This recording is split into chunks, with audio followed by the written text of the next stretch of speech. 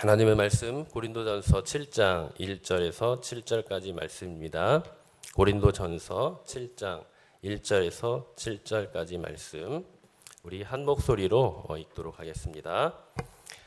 너희가 쓴 문제에 대하여 말하면 남자가 여자를 가까이 아니함이 좋으나 음행을 피하기 위하여 남자마다 자기 아내를 두고 여자마다 자기 남편을 두라. 남편은 그 아내에 대한 의무를 다하고 아내도 그 남편에게 그렇게 할지라. 아내는 자기 몸을 주장하지 못하고 오직 그 남편이 하며 남편도 그와 같이 자기 몸을 주장하지 못하고 오직 그 아내가 하나니 서로 분방하지 말라. 다만 기도할 틈을 얻기 위하여 합의상 얼마 동안은 하되 다시 합하라. 이는 너희가 절제 못함으로 말미암아 사탄이 너희를 시험 못하게 하려 함이라. 그러나 내가 이 말을 함은 허락이요 명령은 아니니라. 나는 모든 사람이 나와 같기를 원하노라. 그러나 각각 하나님께 받은 자기의 은사가 있으니 이 사람은 이러하고 저 사람은 저러하니라. 아멘.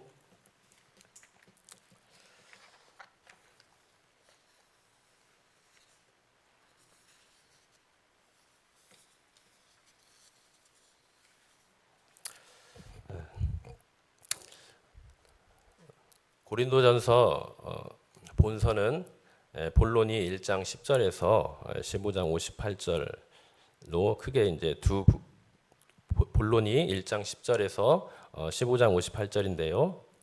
크게 두 부분으로 나눠져 있습니다. 먼저 전반부 1장 19절에서 6장 22절에서는요. 고린도 교회가 당면한 이 문제들에 대한 바울의 책망과 그리고 권면을 보도하고 있습니다. 이어 후반부 7장에서 이 15장에서는 이 고린도 교회가 제기한 각종 이 질문에 대한 바울의 목회적 답변을 보도하고 있습니다. 이런 맥락하에서 7장은 이제 본론 후반부의 계시 부분으로 결혼 문제와 관련한 바울의 답변을 보도하고 있습니다.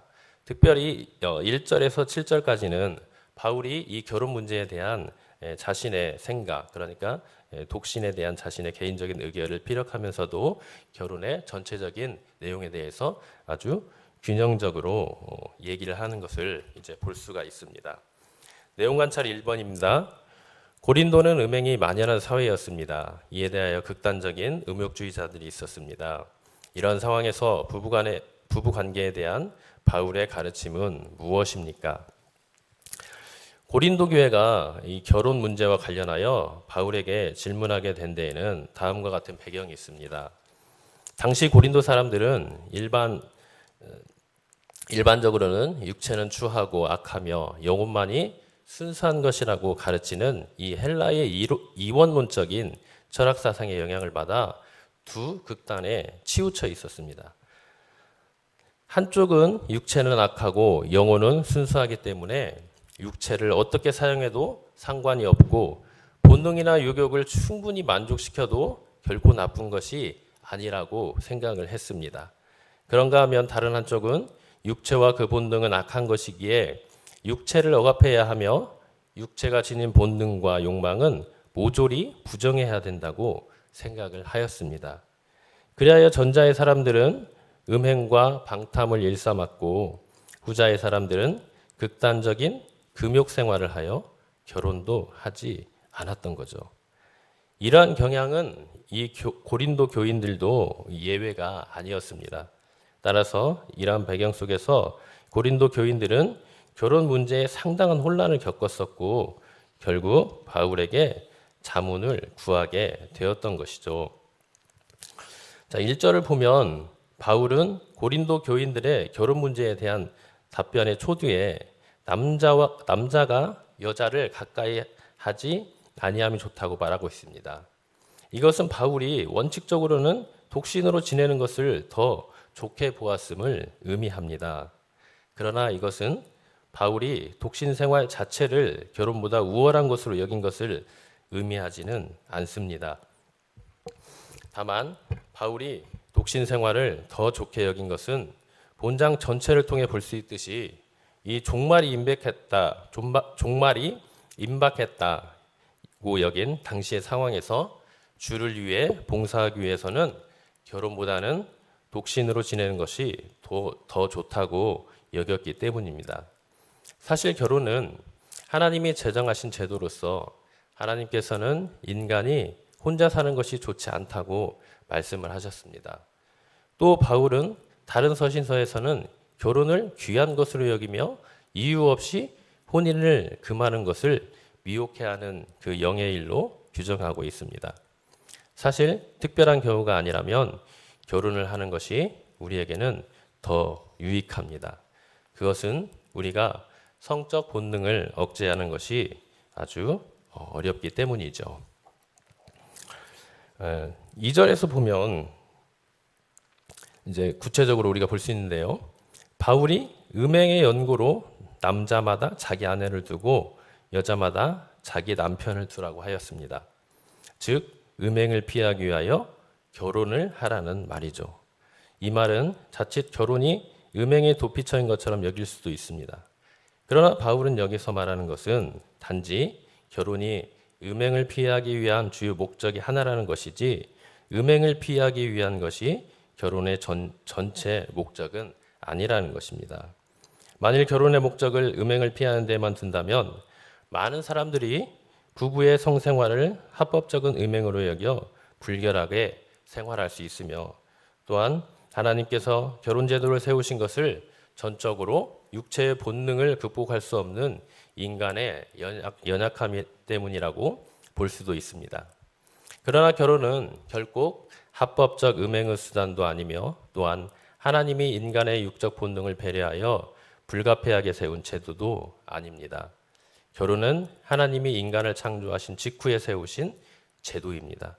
그리고 성은 부부가 서로의 사랑을 확인하고 더욱 견고히 세워가며 또한 서로에게 기쁨과 만족을 주기 위해 주어진 하나님의 선물입니다. 그러므로 결혼은 결코 합법적 음행의 수단이거나 음행의 도피처가 아닌 것입니다. 사실 하나님께서 결혼 제도를 세우신 데에는 목적이 있습니다. 그것은 첫째, 하나님의 백성으로서 홀로 할 수 없는 사명을 서로 협력하여 감당하도록 하기 위함입니다. 사람은 불완전한 존재입니다. 그래서 남자나 여자나 홀로는 모든 일을 원만하게 처리하기가 어려운 거죠. 대개 모든 일에는 남자에게 적절한 일과 여자에게 적절한 일이 따로 있습니다. 하나님께서는 그렇게 남편과 아내가 다른 영역의 일을 함으로써 서로 부족한 면을 채우도록 하기 위해 결혼 제도를 세우신 것입니다. 둘째, 인간에게는 사랑의 대상이 필요하기 때문입니다. 우리 인간은 사랑의 본질이신 하나님의 형상으로 창조되었죠. 따라서 우리 인간은 살아가면서 무언가를 사랑하지 않으면 안 되게 되어 있습니다. 우리 인간은 사랑을 해야 행복을 얻고 만족을 얻을 수가 있는 것이죠. 물론 인간은 하나님을 사랑해야 합니다. 그것이 인간에게 가장 큰 행복과 만족을 주기 때문입니다. 동시에 그러나 인간은 자기와 같은 인간을 사랑할 때도 큰 행복과 만족을 얻습니다. 따라서 하나님은 결혼 제도를 세우사 부부가 서로 사랑하며 그로 말미암아 행복과 만족을 얻도록 하신 것입니다. 3절과 4절을 보면 부부 생활과 관련된 또 권면이 나옵니다. 바울은 남편과 아내는 서로에 대한 의무를 다하라고 했습니다. 여기서 의무는 빚이나 채무를 뜻하는 말로 특별한 성적 의무를 가리킨다고 볼 수 있습니다. 또 다하고라는 말은 명령형으로서 단순한 권고가 아니라 반드시 실행해야 하는 것을 의미합니다. 말하자면 부부는 서로에 대한 성적인 의무를 빚과 같이 여겨 성실히 감당해야 된다는 것입니다. 이는 당시 고린도 교인들 중에 올바른 부부의 의무를 이행하지 않고 서로에 대한 무관심과 비도덕적인 음행을 자행함으로써 부부 생활의 고귀한 가치를 망각한 자들이 있었음을 시사해주고 있습니다. 한편 바울 사도는 부부의 의무와 책임을 강조하기 위해 아내나 남편이 다 같이 자기 몸을 주장하지 못한다고 했습니다. 이는 서로 상대의 요구를 들어줘야 한다는 말입니다. 그렇습니다. 성적 의무는 남편과 아내 각자에게 동일하게 요구됩니다. 남편 또는 아내 한 편만의 의무를 지는 것이 아니라 남편도 아내도 서로에 대한 요구에 성실히 응해야 하는 것입니다. 부부는 상호 간의 책임적인 관계인 것이죠. 따라서 부부는 자기 몸에 대한 자기 주장을 하지 말고 배우자와의 합당한 관계 속에서 적극적인 성생활을 가져야 합니다. 순결한 결혼 생활은 부부의 평등한 의무가 항상 행해질 때 유지될 수가 있는 것이죠. 또한 부부의 권리 역시 그 의무 속에서 서로 동등하게 요구될 수 있습니다. 여러분, 하나님은 부부간의 성생활을 적극적으로 하라고 하셨습니다. 즉, 너는 내 우물에서 물을 마시며 샘에서 흐르는 물을 마시라. 어찌하여 내 샘물을 집 밖으로 넘치게 하겠으며 내 도랑물을 거리로 흘러가게 하겠느냐 라고 잠언에서 말씀하십니다. 부부간의 성생활은 서로의 사랑을 재확인하는 것이요 부부의 정을 나누는 것입니다. 성생활을 소극적으로 하면 한쪽에서 불만족한 상태가 됩니다. 그것은 가정 불화의 요인이 되죠. 또한 부부 생활을 적극적으로 하지 못하면 사단의 음행의 미혹을 받기가 쉽습니다. 그러므로 적극적인 부부 생활은 행복한 가정을 유지하는데 필수적인 요인이 된다고 할 수 있습니다. 내용 관찰 2번입니다. 부부 생활에 있어서 기도가 차지하는 중요성이 어떻게 부각되고 있습니다. 5절을 보면 부부간에 방을 나누어 쓰지 말고 항상 하나가 되어 있으라고 명령을 합니다. 당시 고린도 교인들 중에는 금욕주의적인 영향을 받아 부부간의 성관계를 부정한 것으로 여겨 부부간에 지켜야 할 의무를 제대로 이행하지 않은 사람들이 있었습니다. 또 그러한 이유가 아니더라도 역시 금욕주의 영향과 종말의식의 팽배로 인하여 결혼을 했어도 혼자 사는 것처럼 금욕하는 사람들도 있었을 것입니다. 이에 대한 바울의 명령은 단호합니다. 분방하지 말라. 곧 방을 나누어 쓰지 말라는 것입니다. 이것은 달리 말하면 부부간의 성적 의무를 다하라는 것입니다. 특별히 여기에서 분방하지 말라는 원뜻은 빼앗지 말라, 강탈하지 말라는 말입니다. 상대방의 권리를 빼앗지 말라는 것입니다. 즉 부부가 서로에 대해 가지고 있는 성적을 의무를 지키라는 것입니다. 물론 바울은 분방이 전혀 할 수 없는 일이라고 말하지는 않습니다. 바울은 기도와 틈을 얻기 위하여 합의상 얼마 동안은 하되라고 전제를 둠으로써 기도할 틈을 얻기 위해서는 분방이 가능하다고 말을 하고 있는 것입니다. 틈을 얻기 위하라는 말은 몰두할 수 있는 여가를 위하여라는 뜻입니다. 따라서 이는 일상적인 기도라기보다는 이 집중적인 그 노력을 필요로 하는 기도를 가리키는 것인데요. 예컨대 기도원에 가서 작정 기도를 하는 것이 여기에 속합니다. 신학자 칼빈은 그래서 기도가 재난이나 진노의 날이나 매우 어려운 문제 등을 결정할 때 필요한 것이라고 했습니다. 따라서 기도는 우리의 신앙생활에 있어서 그 어떤 것보다 굉장히 중요하고 우선순위를 가져야 되는 것을 우리가 알 수가 있습니다.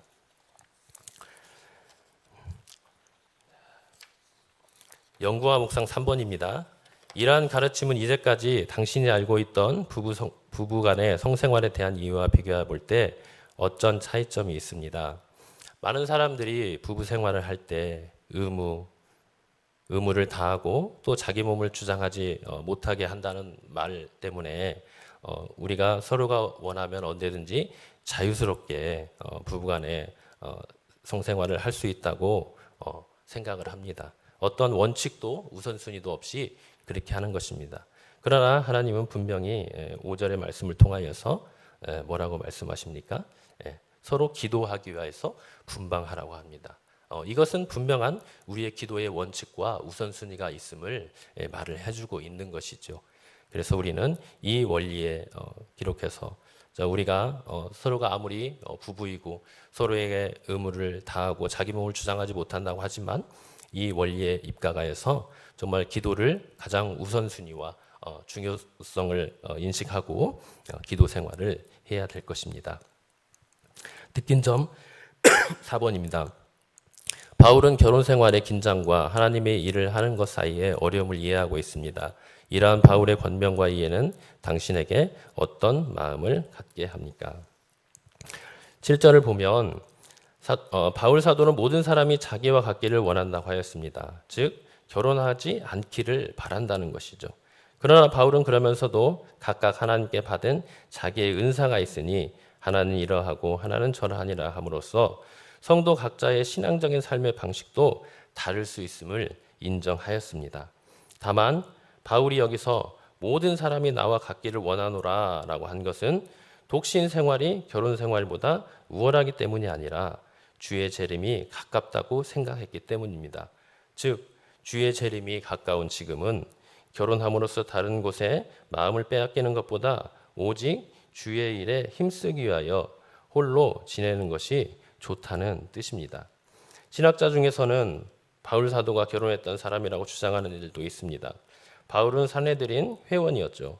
그것은 그가 성도를 죽이는 일에 가표를 던졌다고 한 그 사실로 확인이 됩니다. 그리고 산헤드린 회원은 기혼자여야만 한다는 규칙이 있습니다. 그렇다면 바울은 결혼을 했다가 아내와 사별을 했었을 수도 있습니다. 또는 그가 그리스도인으로서 개종하자 그의 아내가 그를 버리고 가정을 파괴시켰는지도 모릅니다. 어쨌든 바울은 현재 혼자였습니다. 그리고 그가 홀로 지낸 것은 그리스도를 위해 헌신하기 위함이었습니다. 실로 바울은 그리스도를 위해 결혼마저도 포기하였던 것입니다. 바울이 만일 결혼이나 재혼을 했다면 그처럼 전폭적으로 주의 일에 헌신하지는 못했을 것입니다. 그러므로 재림이 가까웠다고 여긴 바울은 모든 사람이 가정에 얽매이지 않고 자기와 같이 되어 주의 일에 헌신하기를 바란 것입니다. 여러분, 우리는 바울이 결혼을 했었는지 안 했는지 확실하게 알지 못합니다. 그러나 당시 바울이 독신으로 복음 전파를 사역을 한 것은 사실입니다. 바울은 모든 사람이 자기와 같이 독신으로 지내기를 바랐으나 각각 하나님께 맡은 은사가 다르기에 다른 성도들의 신앙적 삶의 내용도 다르다는 것을 인정하였던 것입니다. 우리는 여기서 중요한 교훈을 얻죠. 우리들 중에는 이웃 성도들이 자신과 같은 방식으로 신앙생활을 하기를 요구하거나 강요하는 분들이 있습니다. 특히 열심히 신앙생활하는 분들 가운데 이웃 성도들로 하여금 자신들처럼 정말 새벽기도에 열심히 나오고 금식도 자주 하고 기도도 오래 하는 것을 바라는 이들이 있습니다. 그런데 그런 바람으로 그치지 않고 자기 방식대로 신앙생활을 하지 않는 사람을 비난하고 경멸하는 이들이 있다는 것입니다. 즉 그들은 사람마다 자라온 환경이 다르고 주님을 영접한 방식이 다르며 각각 받은 은사가 다르다는 것을 인정하지 않은 것입니다. 그렇습니다. 여러분, 자기 방식대로 신앙생활을 하지 않는다고 이웃을 비난하거나 경멸하는 것은 무지의 소치입니다. 우리는 각자 주님께 받은 은사가 다릅니다. 모두 한 가지 은사만 받은 것이 아니죠. 그래서 우리는 각각 받은 은사가 다르다는 것을 인정하고 또 그들과 함께 하나님을 섬기는 바른 성도로서의 삶을 살아가야 될 것입니다. 결단과 적용입니다. 당신 혹은 교회가 성적 부정으로 만연된 한국 사회에서 방종주의 혹은 금욕주의를 넘어 온전한 부부 생활을 위하여 행해야 할 일은 무엇이라고 생각합니까? 우리는 오늘 말씀을 통해서 사도 바울이 우리에게 말하고 있는 바를 부부 생활에 대해서 잘 기억해야 됩니다. 무엇보다도 서로에 대해서 주장하지 아니하고 또 서로에 대한 의무를 다하는 것 굉장히 중요합니다. 그러나 또한 우리가 기도를 함에 있어서 정말 원칙과 우선순위가 깨어져 버린다면 참으로 우리의 부부 생활은 방종과 금욕주의에 빠져버리게 될 것입니다. 그래서 우리는 서로가 부부됨을 또 서로가 성도됨을 함께 존중해 주고 이해하면서 또 기도하는 일에 있어서는 우리가 원칙을 세우고 중요성을 두고 또 우선순위를 둠으로써 우리 교회와 또 우리 사회와 우리 부부들이 정말 하나님이 원하시는 거룩한 주님의 몸으로서 세워질 것이라 믿습니다. 자, 오늘의 기도입니다. 음란이 가정에 침투되지 못하게 하시고 사단에게 틈을 주지 않는 부부 생활을 갖게 하소서. 아멘. 함께 오늘 말씀을 생각하시며 기도하시고요. 또 우리 연약한 지체들을 위해 기도해 주시고, 특별히 음란하고 또 패역한 이 세대 가운데서 우리 가정 또 우리 부부가 참으로 순결하게 또 정결하게 세워져서 우리나라가 정말 건강하고 하나님 보시기에 정말 아름답고 순결한 제사장의 나라가 되기를 또 함께 기도해 주시기 바랍니다. 우리 함께 주여 외치고 또 기도